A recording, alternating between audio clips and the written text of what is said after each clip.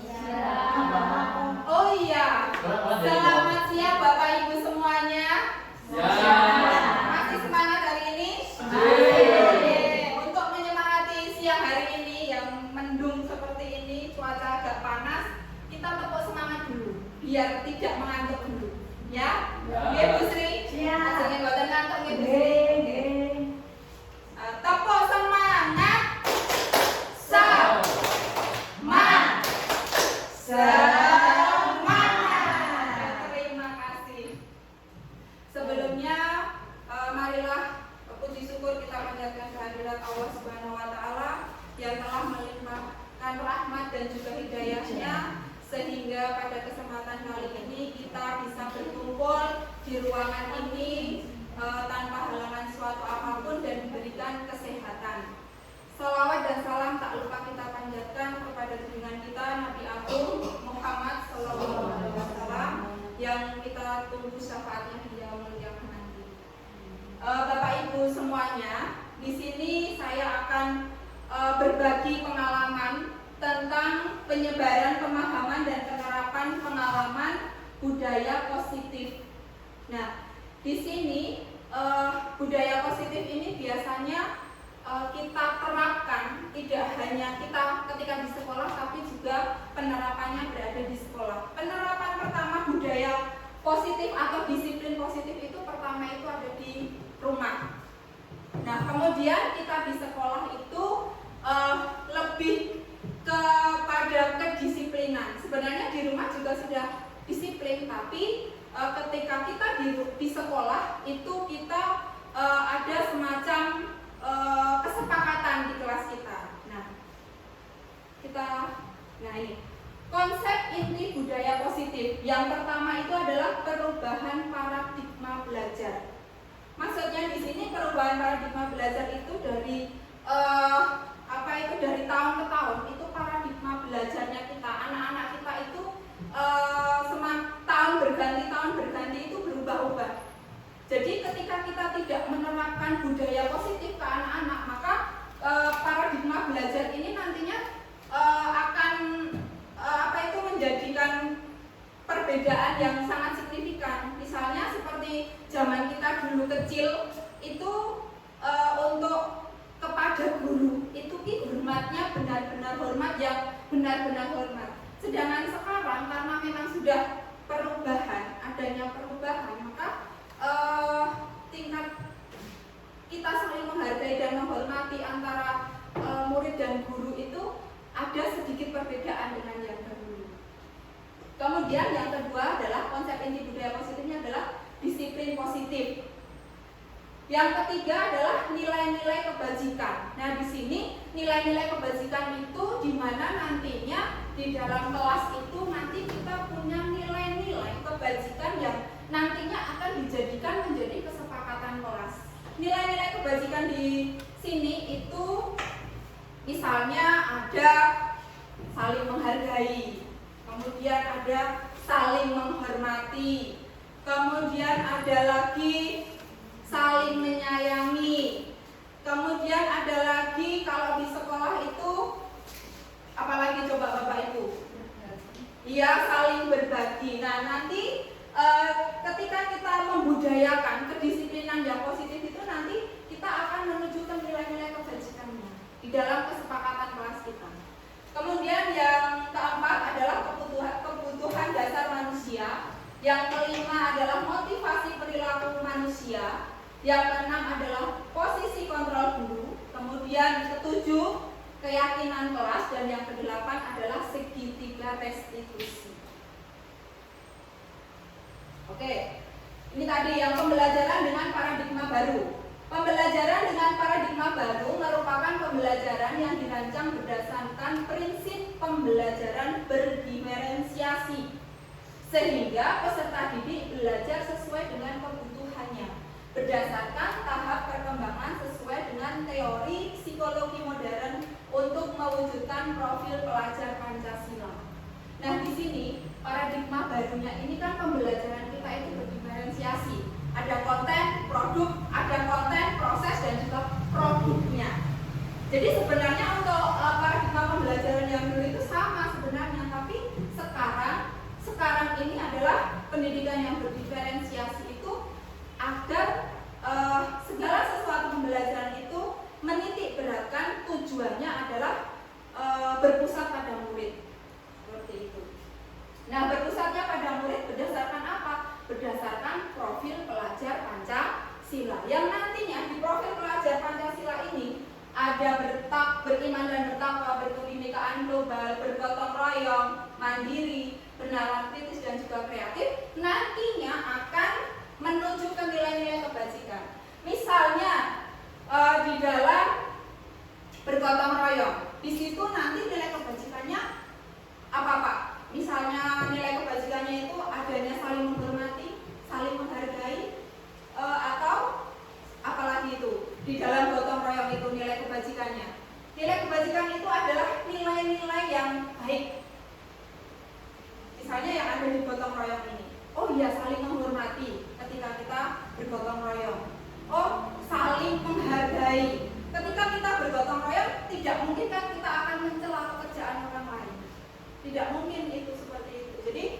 Jadi dari paradigma ini, pembelajaran dengan paradigma baru yang pembelajarannya berdasarkan prinsip berdiferensiasi, yang kesemuanya itu berpusat pada murid dan berpedomannya pada profil pelajar Pancasila, yang nantinya ada nilai-nilai kebajikannya di situ.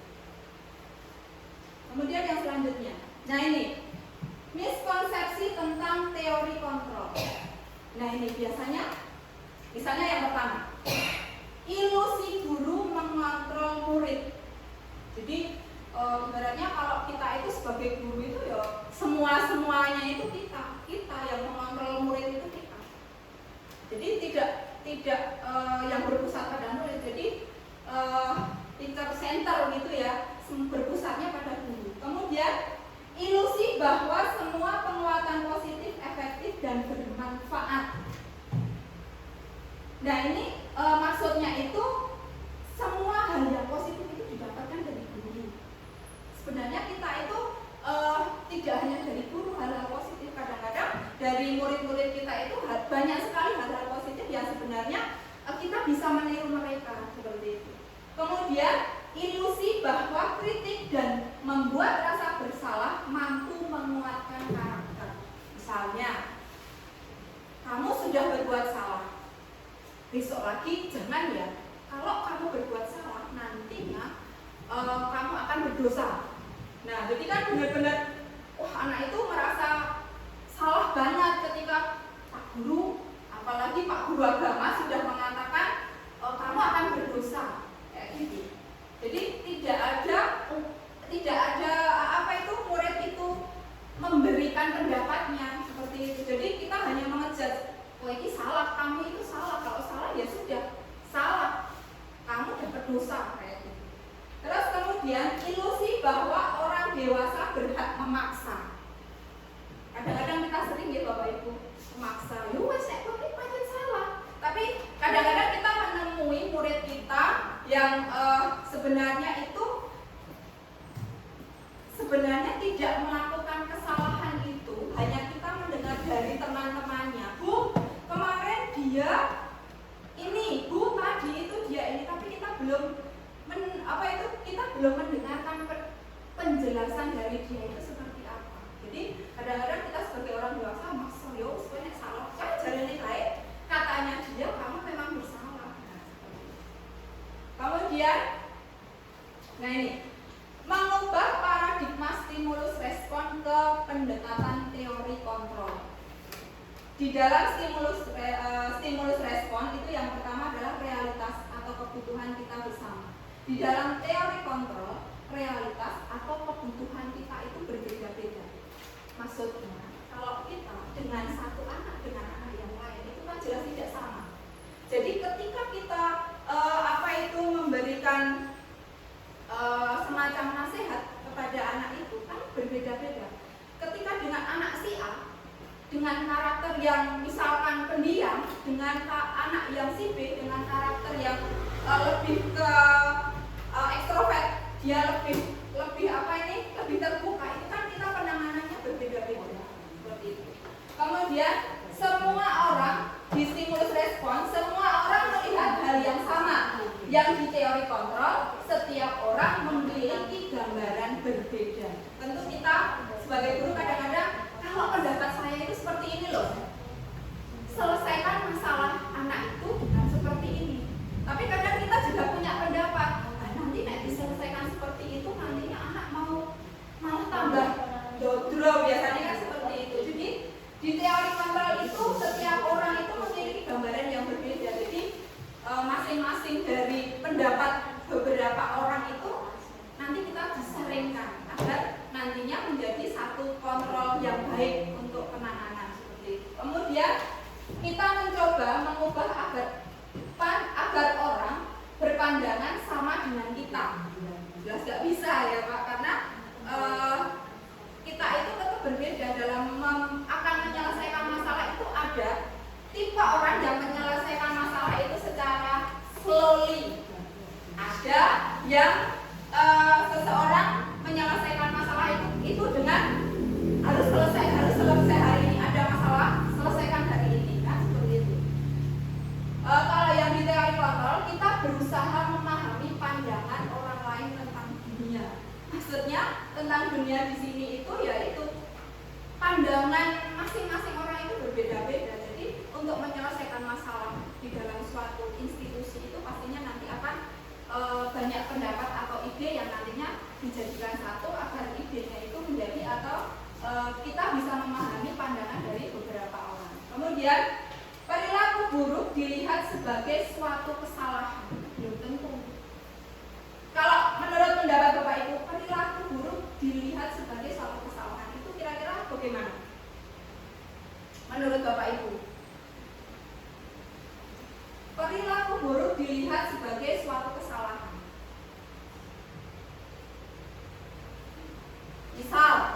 Semisal ya, ada anak, misalkan ada anak tiba-tiba naik ke tiang bendera. Padahal itu kan sebuah kesalahan. Kita memandangnya kamu naik tiang bendera, nanti kalau jatuh siapa yang mau bertanggung jawab? Misalnya seperti itu. Tapi ketika kita perilaku memiliki tujuan, kita kan belum tanya tujuannya dia itu apa. Ketika kita bertanya, ketika kita mengejar anak itu salah, perilakumu itu buruk, dan kita tidak menerima pendapatnya, itu ini di stimulus respon itu menganggap perilaku buruk dilihat sebagai suatu kesalahan. Tapi ketika di teori kontrol, semua perilaku memiliki tujuan itu, misalnya itu tadi, kenapa kamu naik ke tiang bendera Bu? Itu yang di atas pengaitnya itu lepas, jadi saya naik ke situ. Nah, jadi di dalam teori kontrol ya, dalam teori kontrol ini kita itu lebih muangke gitu. Apa ya? Lebih muangke itu apa maksudnya itu? Lebih memahami. Ya itu tadi nilai kebajikan tadi, memahami, menghargai seperti itu. Kemudian orang lain bisa mengontrol saya, dan yang teori kontrol hanya Anda yang bisa mengontrol diri Anda. Itu kan kontrol diri itu kan dari pribadi kita masing-masing. Contoh ketika kita haus banget, kita maunya minum yang banyak, gitu. Nah ketika kita minum yang banyak, akibatnya apa nanti ketika kita minum yang banyak? Kembung, ya kan? Nanti begah perutnya. Nah itu kan yang bisa mengontrol diri kita sendiri.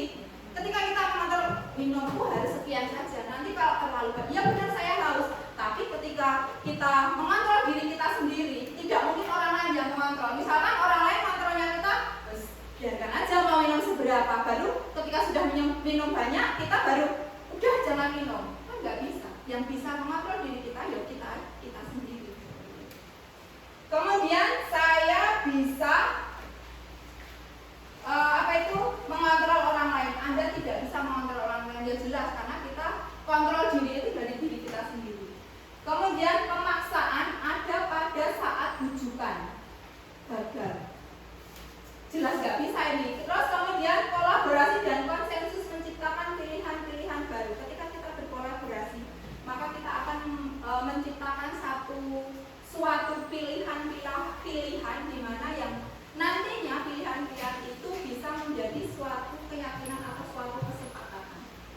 Kemudian model berpikir menang atau atau kalah. Yang sini model berpikir menang-menang. Maksudnya dalam artian seperti ini. Di dalam teori kontrol, ketika kita bisa mengontrol, maka kemenangan yang ada di dalam diri kita sendiri itu menjadi suatu kebijakan untuk diri kita sendiri. Jadi ketika kita di model stimulus respon ini, model berpikirnya menang atau kalah itu ibaratnya yang seperti ini. Enggak, nanti bisa apa enggak ya? Nanti bisa apa enggak ya? Tapi ketika di dalam teori kontrol kita berpikir menang itu, aku pasti bisa. Seperti itu. Kemudian, ini disiplin positif.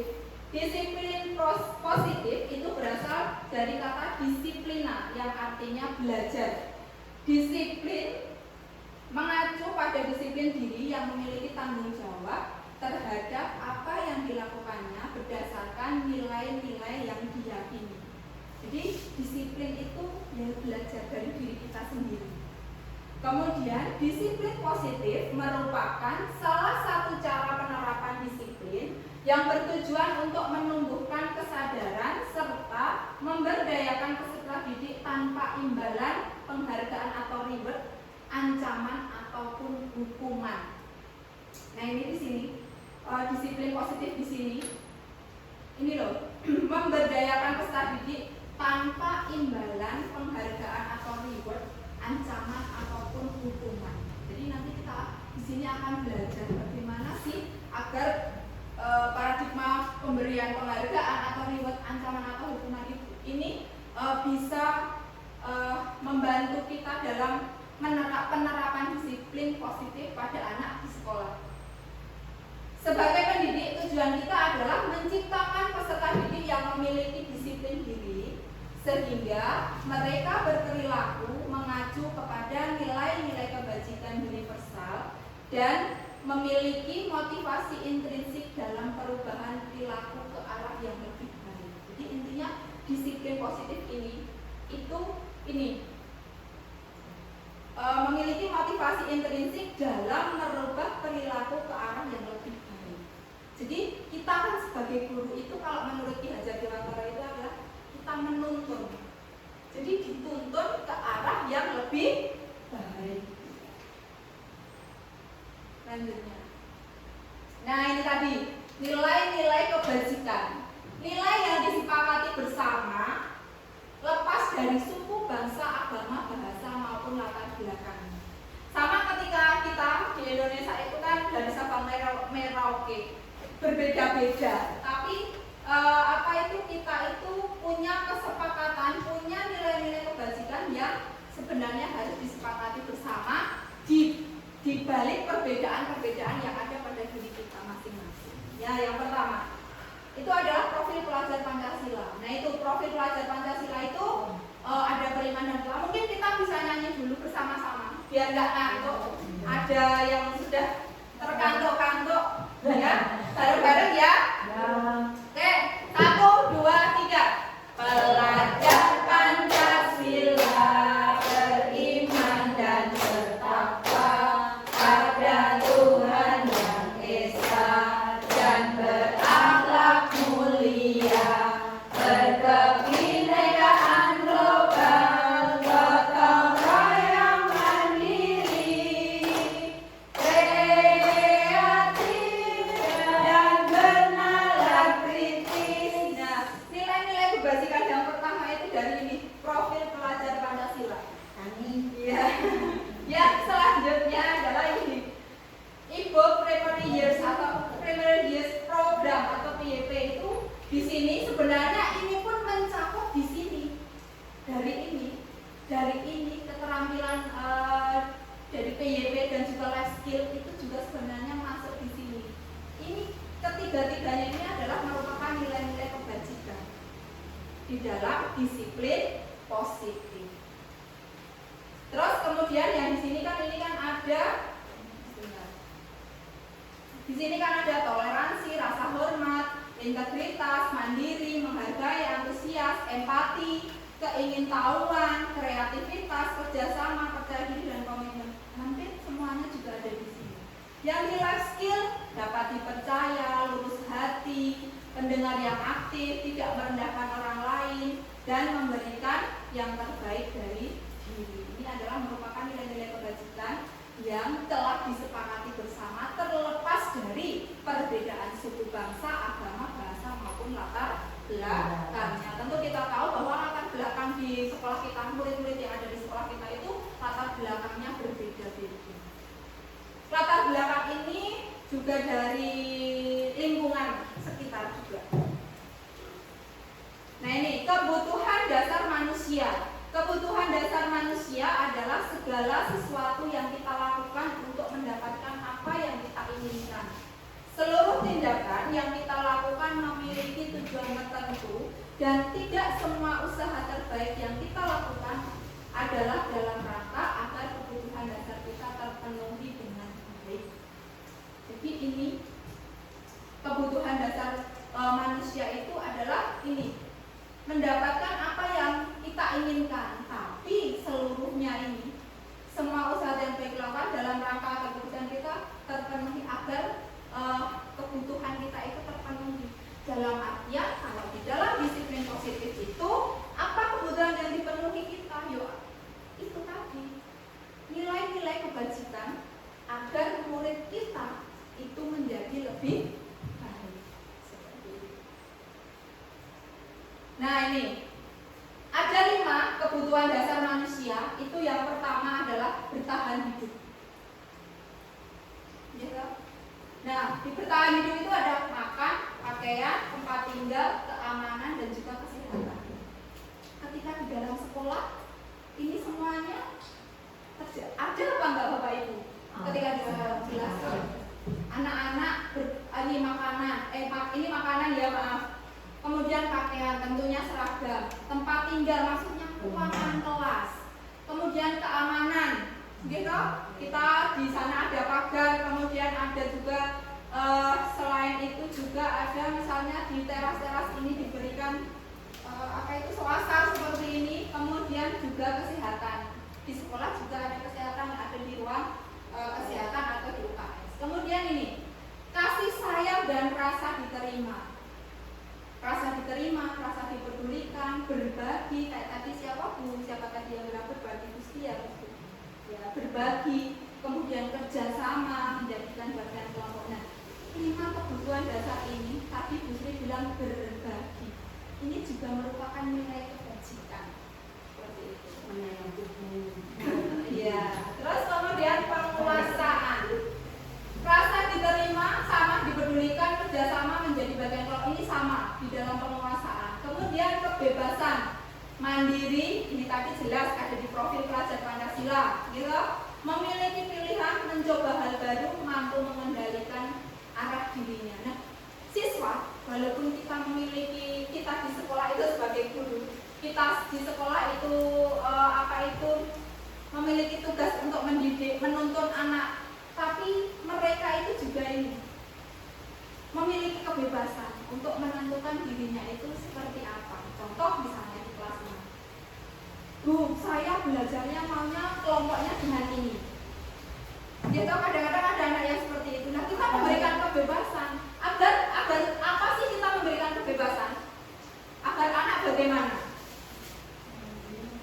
Mandiri. Kemudian anak merasa nyaman ketika belajar. Kemudian yang selanjutnya adalah kesenangan. Nah di sekolah itu juga mendapatkan kesenangan. Selanjutnya motivasi perilaku manusia, itu ada motivasi intrinsik. Yang pertama untuk menghindari ketidaknyamanan atau hukuman, untuk menjadi orang yang mereka inginkan dan menghargai diri sendiri dengan nilai-nilai yang mereka percaya. Kemudian untuk mendapatkan imbalan atau penghargaan. Ini sebenarnya nanti kita di segitiga restitusi nanti masuknya. Selanjutnya, nah ini tadi ada motivasi perilaku itu tadi. Kemudian, nah ini tadi ada hukuman, konsekuensi, dan juga restitusi. Nanti penyelesaian masalahnya itu apakah dengan hukuman, adanya konsekuensi, atau kita selesaikan dengan restitusi. Yang hukuman tidak terencana atau tiba-tiba, murid tidak tahu apa yang akan terjadi atau dilibatkan, bersifat satu arah. Nek hukuman itu bersifat satu arah atau dua arah Bapak Ibu guru? Satu arah. Karena ya kamu salah, kamu maju ke depan. Nah itu merupakan suatu hukuman yang sifatnya satu arah. Kemudian berupa hukuman fisik atau psikis. Ini biasanya nanti masuknya ke, kalau ke psikis itu nantinya masuk ke pembulian seperti itu. Kemudian adanya konsekuensi terencana disepakati sesuai peraturan, murid tetap dibuat tidak nyaman.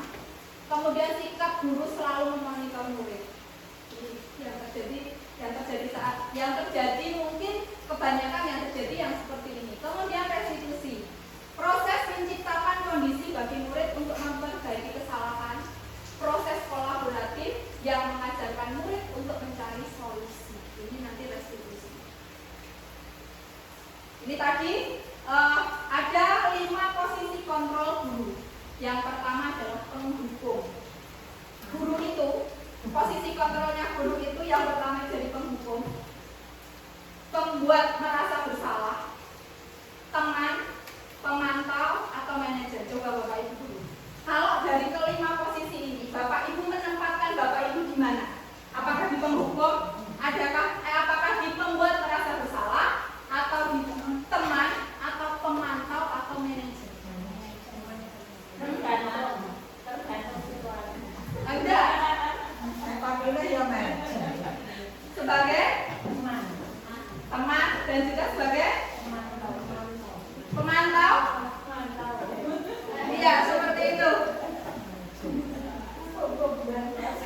Atau sebagai penghukum atau membuat merasa bersalah. Bisa semuanya. Bisa semuanya ya. Pasti kontrol guru ya. Kadang-kadang kita bisa menjadi si penghukum. Oh, penghukum yang hebat banget. Ya tahu? Kemudian pembuat merasa bersalah. Yo, kamu seperti itu. Nah, kan itu lah. Biasanya kan seperti itu. Jadi membuat murid itu salah banget kayak gitu. Kemudian sebagai teman, sok bergaya jadi teman. Padahal benar nggak sih kalau guru itu sebagai teman? Biasanya sih gitu. Nah, ini ya. Kemudian sebagai pemantau. Oh ya, dia yang salah. Oh iya, nanti guru yang mengatasi ini, memantau toh, tapi tidak bertindak. Seperti itu. Ya tahu kadang-kadang itu tidak menutup kemungkinan itu dirasakan kita. Ya enggak. Nah, Bu, itu ada yang itu berkelahi. Oh ya udah, disuruh berhenti aja. Kan kayak gitu toh. Nanti kalau tidak berhenti baru bu guru ke sana. Kan kadang-kadang seperti itu. Nah ini sebagai pemantau aja. Nanti kalau udah murid laporan, Bu sudah nggak berkelahi. Oh ya wis. Oh ya sudah. Kan kayak gitu toh. Kemudian sebagai manajer, ini manajer itu sebenarnya yang seperti apa sih? Tadi Bu Sri bilangnya teman sama manajer. Gitu. Ujung yo manajer. Nah, yang seperti apa manajer itu? Mengatur semuanya agar terjadi pembelajaran yang efektif. Oke. Kalau mengatur semuanya itu masuk ke ini enggak ya? Mengelola kelas ya. Kalau manajer mengelola kelas. Kalau mengatur nantinya akan jatuhnya ke penghukum dan juga pemantau. Iya betul. Iya.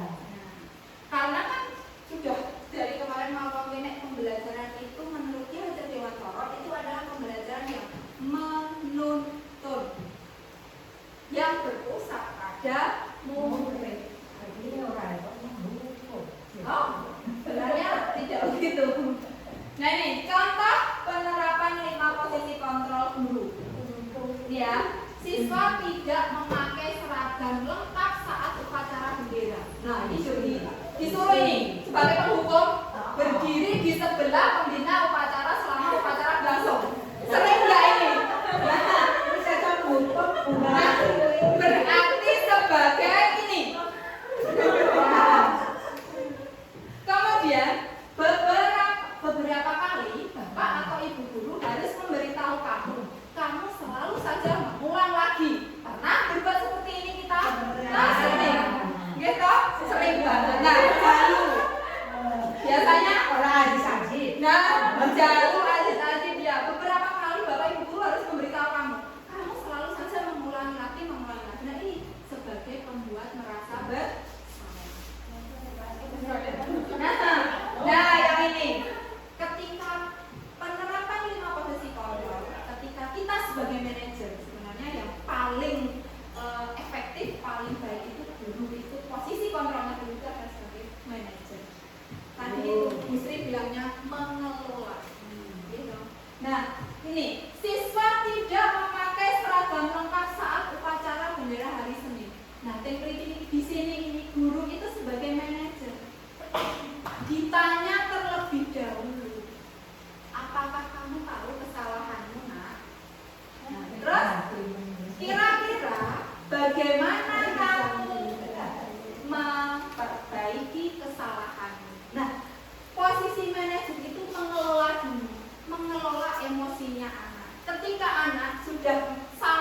gitu. Ketika anak kita panggil, terus dia malah sudah tahu salahnya dia apa. Misalnya ini memakai seragam yang tidak lengkap, dia itu sebenarnya sudah berpikir, sudah ketakutan. Tapi ketika kita langsung, ayo berdiri di sebelah pembina upacara, nah, ya kan? Tapi itu ya sebenarnya untuk karakter, tapi karakternya nanti akan menjadi malah iya seperti itu. Kemudian, nah, kontrol guru yang paling efektif itu adalah sebagai manajer. Pertama itu ditanyai terlebih dahulu, apakah kamu tahu kesalahanmu? Kan nanti dia bercerita. Kemudian kira-kira bagaimana kamu memperbaiki kesalahanmu? Nah, ini sebagai manajer. Ini ya, posisi kontrol. Apakah aku pernah tidak kita, ini nulisnya agak salah nih. Pernah tidak kita? Saya kecewa sekali dengan kamu. Pernah. Berarti posisi kontrol yang seperti apa ketika kita seperti ini? Apakah tadi posisi kontrol itu tadi kan ada 5: penghukum, pembuat merasa bersalah, teman, pemantau, kemudian manajer. Ketika kita dihadapkan ini, ada kata-kata seperti ini, saya kecewa sekali dengan kamu. Kita sebagai apa? Pembuat salah, pembuat merasa bersalah ya. Kira-kira seperti itu. Oh iya, Pak Gubernur kecewa dengan aku salah itu. Biasanya murid kan seperti itu. Kemudian yang selanjutnya, nah ini, kamu tidak pernah benar melakukannya. Jadi 5 posisi kontrol itu, apakah aku? Hukuman. Karena kamu tidak pernah benar melakukannya, berarti ada hukuman. Selanjutnya,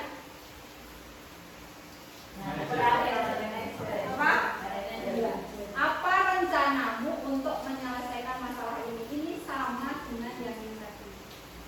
Nah, sebagai manajer, apakah kamu tahu kesalahanmu?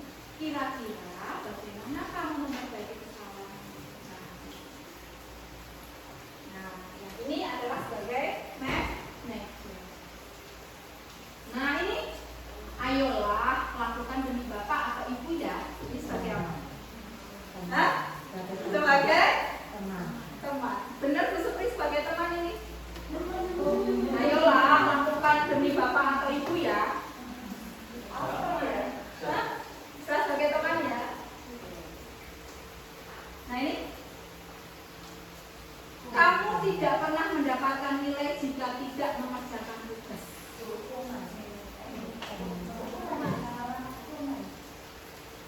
Kita kembalikan.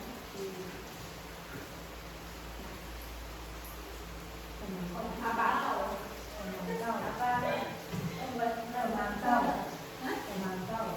Sebagai pembuat merasa bersalah, pemantau. Nek kalau penghukum, teman, manajer sudah tidak. Antara pembuat merasa bersalah atau pemantau? Yang mana nih? Ini, kamu tidak pernah mendapatkan nilai jika tidak mengerjakan tugas. Sebagai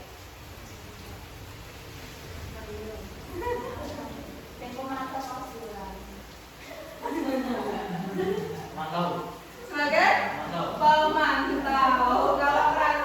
Kalau merasa tidak bersalah itu, kalau merasa bersalah itu ya itu tadi muridnya terlangsung down. Nah ini ketika ini kan hanya memantau, kan memantau tugasnya. Ketika kalau murid sudah mengerjakan tugas, ya ini tidak akan terjadi. Ya, itu. Nah, yang selanjutnya tadi ada kebutuhan dasar manusia, ada posisi kontrol. Kemudian nantinya di dalam kelas itu kita akan ada yang namanya keyakinan kelas. Tapi kalau kita kemarin itu yang kita punya itu adalah kesepakatan kelas. Keyakinan kelas. Nah, mengapa keyakinan kelas? Mengapa bukan peraturan?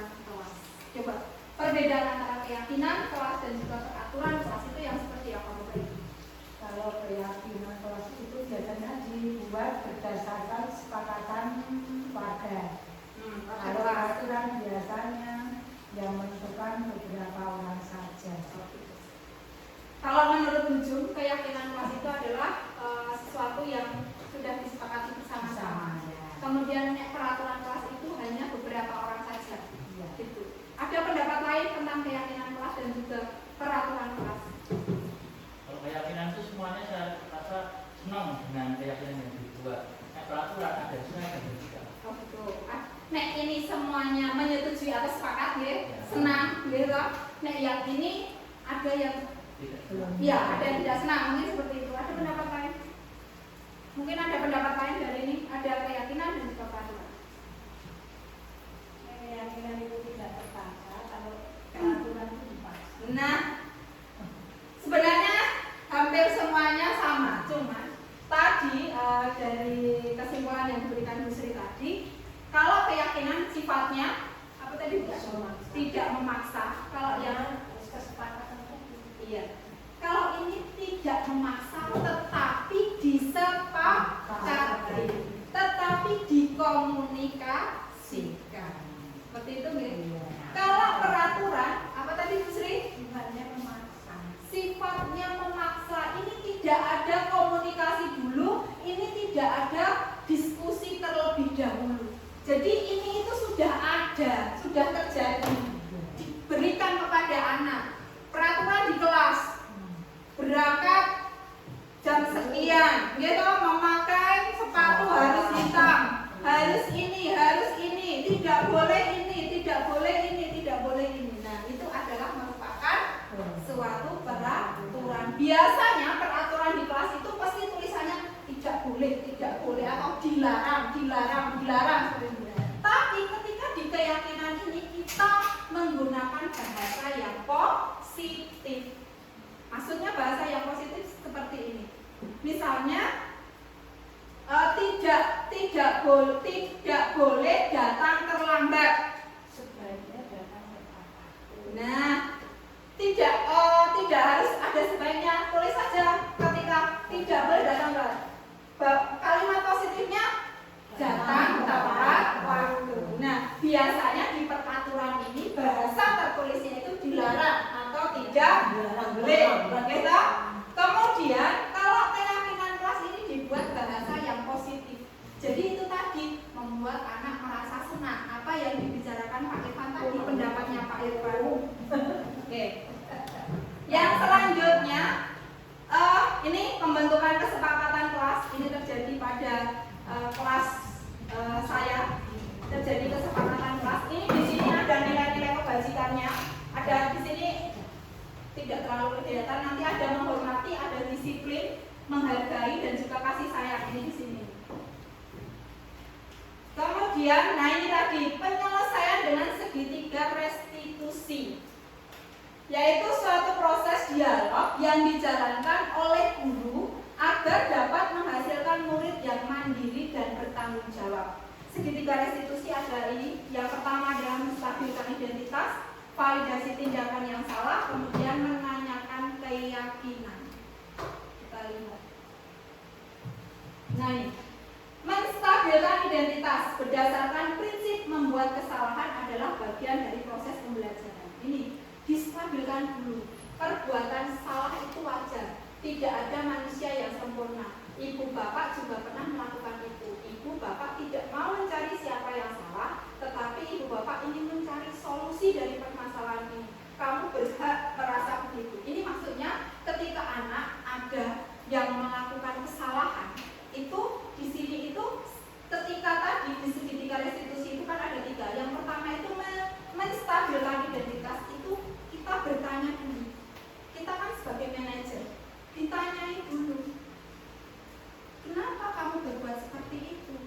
Kan seperti itu. Terus, oh bapak sama ibu guru dulu juga pernah waktu sekolah. Jadi biar anak itu emosinya stabil dulu, distabilkan dulu. Jangan langsung kamu salah seperti ini sering tidak, tapi distabilkan dulu, ditanyai dulu. Benar nggak sih kalau kamu berbuat seperti itu? Wajar nggak? Itu menstabilkan menstabilkan identitas itu termasuk menstabilkan emosinya anak ini. Biar nantinya ketika kita bertanya, maka apa yang kesalahan-kesalahan yang dilakukan itu dia dapat bercerita dengan baik. Yang selanjutnya, validasi tindakan yang salah. Berdasarkan prinsip setia, perilaku berupaya memenuhi suatu kebutuhan tertentu. Ini ya, kamu pasti punya alasan mengapa melakukan hal itu. Nah, misalnya ada anak yang membuat salah, kita dengan validasi tindakan yang salah, ini kan bisa seperti ini. Kenapa sih kamu melakukan itu? Itu kan harusnya nggak usah kamu lakukan. Itu kalau kamu melakukan itu sebenarnya, nah biasa harusnya dengan seperti itu. Dengan validasi tindakan yang salah. Nah ini, kamu patut bangga karena telah melindungi sesuatu yang penting buatmu. Kamu melakukannya karena mempertahankan sesuatu yang penting bagimu. Misalnya kayak kemarin di kelas saya itu ada yang mencontek pekerjaan temannya. Saya memvalidasi tindakannya itu, ya benar kamu melakukan itu, tapi sebaiknya kan seperti itu. Terus selanjutnya adalah menanyakan keyakinan. Nah, berdasarkan prinsip teori kontrol bahwa pada dasarnya kita termotivasi secara intrinsik. Nah, setelah kita menanyai dengan menstabilkan identitasnya, memvalidasi tindakan yang salah, maka kita tanyakan, kalau kamu berbuat seperti itu, melanggar kesepakatan atau keyakinan kelas yang mana? Kan tadi kesepakatan kelas misalnya ada saling menghargai, saling menghormati.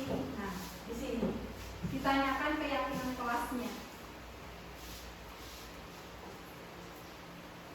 Nah, di sini. Oke, sampai di sini saya punya satu kasus. Satu kasus ini nantinya saya minta untuk Bapak Ibu menyelesaikannya dengan menggunakan segitiga restitusi yang di sini. Mana yang memvalidasi, mana yang menstabilkan menstabilkan kondisi, mana yang validasi tindakan yang salah, kemudian yang mana yang keyakinan kelas.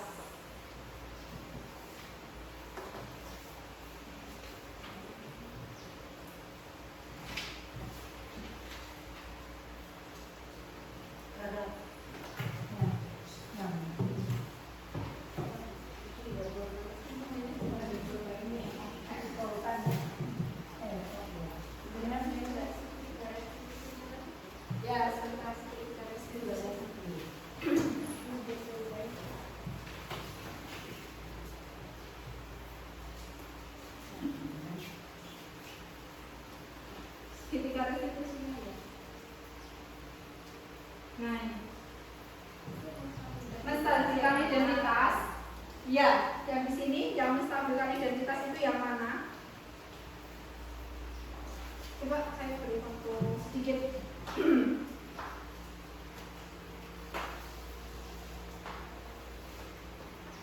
Ada juga posisi kontrolnya sebagai guru juga di situ.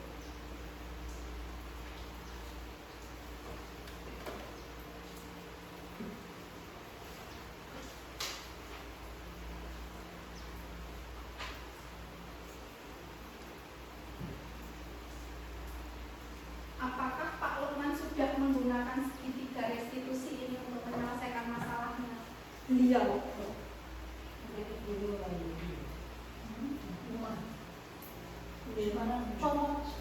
Nah, ini tadi nantinya di situ ada posisi kontrolnya kita sebagai Pak Lukman sebagai guru.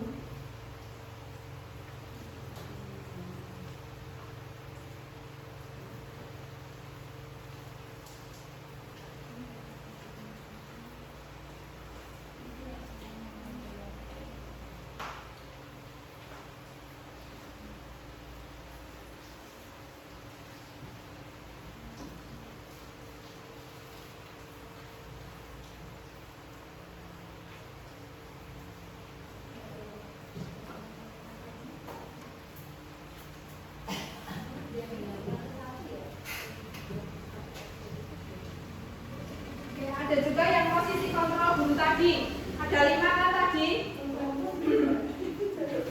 Ada penghukum, merasa bersalah, kemudian teman, kemudian apa tadi, pemantau, dan juga manajer. Yang mana?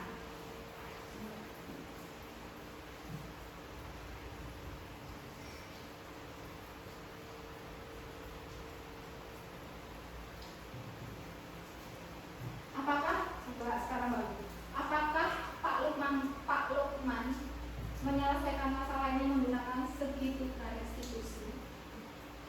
Tidak, ya kan? Nah, kalau tidak ada kan di situ Pak Lukman menyelesaikan dengan ini. Nah, terus kemudian posisi kontrol yang mana saja yang ada di situ? Kan ada 5 posisi kontrol. Pak Lukman menerapkan yang mana saja? Nah, di dalam kasus itu 5 posisi kontrolnya Pak Lukman itu hanya sebagai penghukum dan pembuat merasa bersalah. Kalau seandainya Bapak Ibu menjadi Pak Lukman, ketika Bapak Ibu di posisi kontrol manajer, apa yang akan dilakukan? Menanyakan, gitu. Kenapa kok tidak memakai sepatu kayak gitu ya? Oke, terima kasih. Berarti Bapak Ibu semuanya dengan sebenarnya ketika kita punya masalah itu selesaikanlah dengan menggunakan segitiga restitusi. Agar apa? Agar kita bisa tahu sebenarnya kebutuhan anak itu seperti apa. Mungkin ada pertanyaan dari Bapak Ibu guru? 1 atau 2 pertanyaan saja? Kasus ya? Boleh, kasus boleh. Ini kan menstabilkan identitas. Ya. Tidak penetral, kemudian menanyakan keyakinan.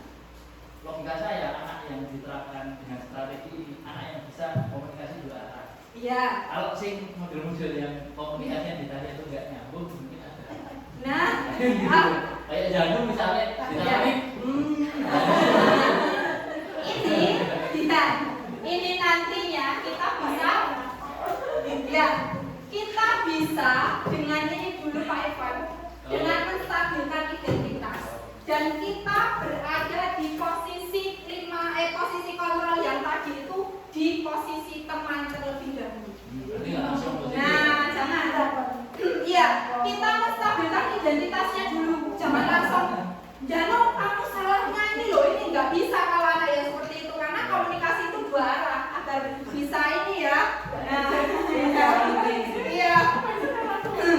Jadi kita ini dulu Pak, kalau kita menyelesaikan masalah langsung sekaligus dalam 1 hari selesai ini, kalau bisa ya bisa.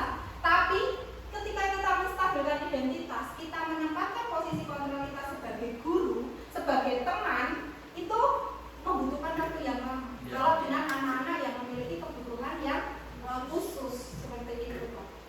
Ketika kita punya anak yang memiliki kebutuhan khusus yang seperti itu, ya kita ini dulu saja lah. Segitiga restitusinya berada di sini dulu. Kalau anak langsung ke sini, dia tidak akan bisa. Apalagi ditanyakan keyakinan kelasnya, malah bingung. Nah, itu. Nah, makanya ya ini distabilkan dulu. Menstabilkan emosinya dulu. Kita komunikasikan dulu, kita jadi temannya dulu, kita gali seperti apa. Mungkin juga bisa kita sebagai teman itu maksudnya berkolaborasi dengan siapa? Ya orang tua. Ketika kita sudah berkolaborasi dengan orang tua, kita punya teman, kita punya rekan sejawat, kita diskusikan bersama kepala sekolah dan juga rekan guru. Bagaimana ini? Anak ini kasusnya seperti ini. Nah, dengan seperti itu nantinya segitiga restitusi ini akan terselesaikan. Ada lagi? Atau apa peran guru dalam menciptakan budaya positif di sekolah? Perannya guru tadi apa? Nah, 5 kata tadi kan. Nah, jadi apa tadi tujuh pertanyaannya? Apa peran guru di dalam menciptakan budaya positif di sekolah? Nah, perannya guru kan ada 5 tadi posisi kontrol tadi. Tapi sebenarnya dari 5 posisi kontrol tadi itu kan sebenarnya semuanya kan berpusatnya pada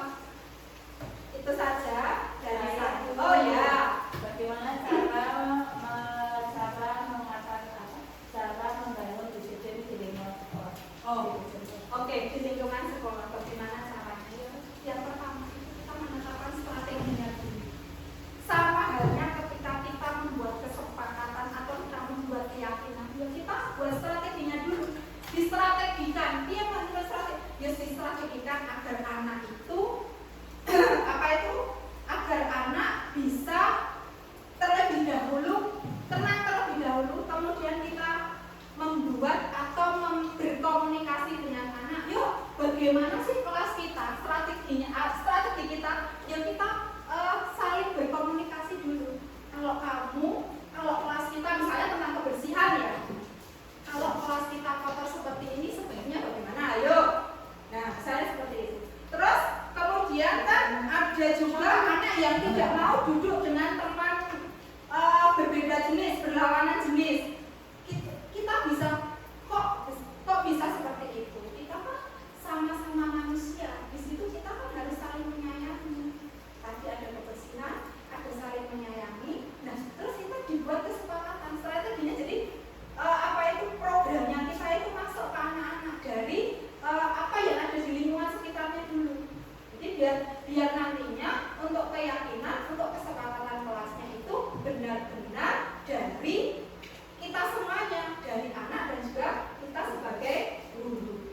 Dan di sekolah pun juga sama. Ketika keyakinan kelas itu sudah ada, maka nantinya keyakinan yang ada di sekolah itu akan mengikuti. Misalnya anak-anak datang jam sekian, atau anak-anak setiap pagi itu melaksanakan piket kelas. Di sekolah pun berarti juga harus melaksanakan itu. Harus ada keyakinan bahwa mengikuti alurnya, mengikuti lingkungannya. Seperti itu. Jadi dengan adanya strategi terlebih dahulu. Jadi pemaksaan. Iya, tidak ada pemaksaan. Guru itu memberi contoh. Iya, kita sebagai role modelnya gitu. Okay. Mungkin itu dari saya. Sebenarnya ini ada video tentang anak. Video tentang anak. Nah, ini penyelesaian dengan contoh penerapan yang dari institusi. Oke.